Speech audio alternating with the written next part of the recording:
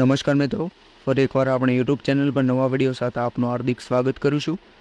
જો તમે આ ચેનલ પર નવા હોય તો આપણી ચેનલને સબસ્ક્રાઇબ કરી લેજો, જેથી સરકારી ભરતીને લગતી અવનવી અપડેટ્સ મળતી રહે.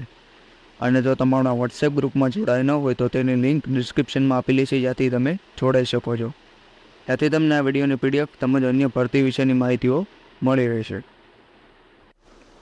તો મિત્રો, આજના વિડીયોમાં જે શિક્ષક ભરતી વિશે અપડેટ આવેલી છે તેની વાત કરીશું. એટલે કે 13 જૂનથી ઉનાળુ વેકેશન પૂરું થતાં શિક્ષક ભરતીની પ્રક્રિયા શરૂ થઈ જશે એવા સમાચાર આવેલા છે.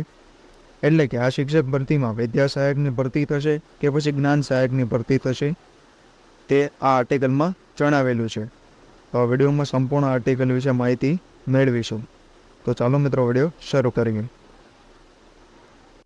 તો સૌપ્રથમ વાત કરવામાં આવે તો 13 જૂનથી રિન્યૂ કરવાની કામગીરી હાથ ધરાશે. એટલે કે મીડિયા રિપોર્ટ અનુસાર હાલની પરિસ્થિતિ ધ્યાનમાં રાખીને કમિશનર ઓફ સ્કૂલ કચેરી દ્વારા તમામ ડીઈઓને પત્ર મોકલવામાં આવે છે કે જ્ઞાન સહાયકોનો કરાર 13 જૂનથી રિન્યૂ કરવાની કામગીરી હાથ ધરવા સૂચના અપાઈ છે. જે સ્કૂલોમાં જ્ઞાન સહાયકો ઉપલબ્ધ રહી શકે તે માટે આ સૂચના આપવામાં આવેલી છે. 15 મે સુધી તેમને ચૂકવવાપાત્ર રકમ ચૂકવી દેવાની પણ સૂચના આપેલી છે. ત્યાર પછી ચૂકવવાપાત્ર રકમ બાકી રહેતી નથી તેવું પ્રમાણપત્ર 20 મે સુધી મોકલવાને રહેશે.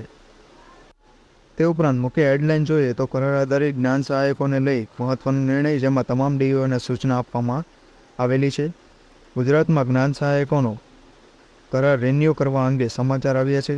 જે પ્રાપ્ત માહિતી મુજબ કમિશનર ઓફ સ્કૂલને જ્ઞાન સહાયકોનો કોન્ટ્રાક્ટ જે 8 મેના રોજ સમાપ્તિ થઈ છે તેને 13મી જૂનથી રિન્યૂ કરવાની સૂચના આપવામાં આવેલી છે. એટલે કે હાલ વિદ્યા સહાયક ભરતી એટલે કે કાયમી શિક્ષક ભરતીના કોઈ સમાચાર નથી, પરંતુ જે જ્ઞાન સહાયકો છે તેને ફરીથી ફરજમાં લેવાના આ સમાચાર આવેલા છે.